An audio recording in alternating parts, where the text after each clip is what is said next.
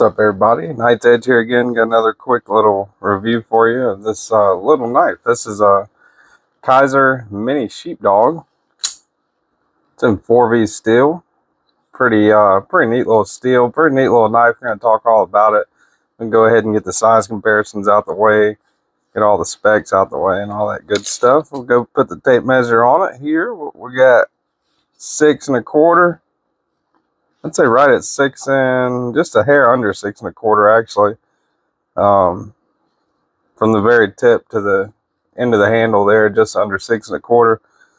Blade length, you're looking at, I'd say right at 2 3/4, and your cutting edge, you're looking dead on 2 1/2.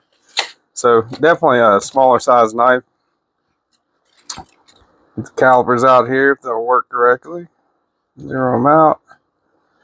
Alright, so thickest part of the spine on this guy. Alright, be right there, be the thickest part. 108 thousandths. On the edge, 21 thousandths. And handle thickness, 436 thousandths, under half an inch, nothing significant there. Zero those out and then turn them off. Alright, let's get the size comparisons out the way here. Spyderco Paramilitary 2. You can see it's a lot smaller than that. And there's the Spyderco Para 3, a lot smaller than that one, right? So even the Para 3 being a smaller knife and still not having that much cutting edge, it's still got it beat with cutting edge, right? Definitely way more length than the Para 3. Put those up. Get out the Ontario Knives Rat Model 1, Ontario Knives Rat Model 2. Closer to the Rat 2, but smaller than both. And we'll get out the Ritter Hogue RSK MK1. It's 20 CV one right there, and this is the Hogue Deca and Magna Cut. So definitely smaller than both of those. You know, closer to the Deca. You know, Deca's a smaller knife, but still smaller than both. Actually, I'll get out the, where's it at here? Here we go. The Civivi Baby Banner. So it's still larger than the Baby Banner. Now the Baby Banner is what I would consider a small size knife. So still got more cutting edge. Actually about, I don't know, 3/8 or so, maybe a little more, maybe about half an inch more cutting edge than the Baby Banner. So that would be what I would consider small. This is on like the smaller end of medium size knife for me anyway. So that's a size comparison. I figured the Baby Banner would be pretty close. You know, little size comparison there for that knife. Get the scale out. Get a weight on this bad boy.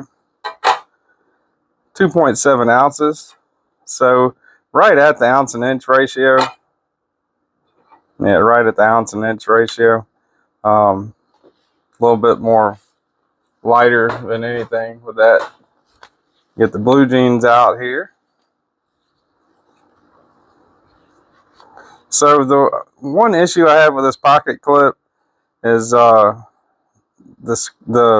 fin, the end of it, the little bill, isn't bent out quite enough to grab thicker material with ease. Now, there's a fine line there. You know, you don't want to bend it out too much. I would rather have this problem than be too grabby, you know, and stick out like a lot, like Civivi's clips tend to do.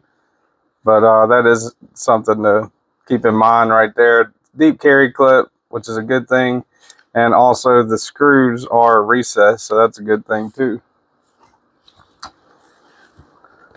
Get out the little bit driver here, do a hardware check on her, and I think those are going to be T6. Yeah.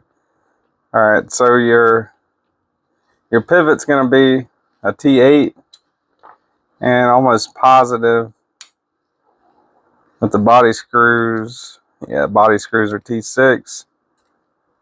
Not a big deal, just got to be careful not to strip them out, you know, use pressure, you know, don't over tighten when you're tightening them back up. I had stripped out quite a few T6 bits. So captive pivot though, that's a good thing. It's good that the pivot's T8. And also another little thing, kind of like and I didn't know this when I bought the knife, I probably should have, but it comes with a little removable flipper tab. I was kind of messing around with it, and it comes with the flipper tab on it, and I saw this hole. I was like, well, what is that for? So if you look in there, well, actually, get my flashlight here.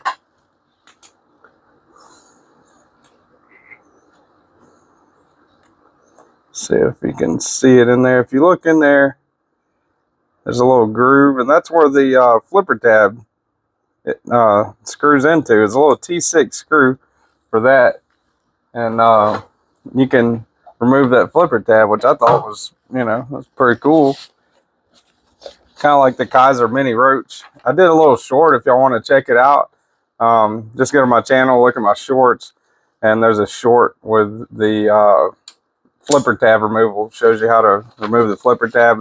It's easy. You know, you pretty much just unscrew up that hole right there. Simple as it can be, really. Even easier than removing the flipper tab on the Roach. Now, I've cut a few things with it. Not a whole heck of a lot, but have cut a few things, you know, some rope, opened some packages with it, and this thing still cuts fairly decent, you know. Haven't really put it to the test yet. I kind of want to do a cut test on it.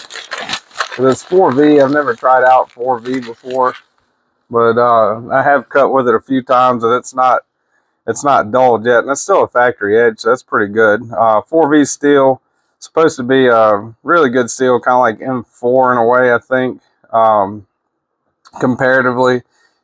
This is coated, so whatever rust may build up, that coating will help with that.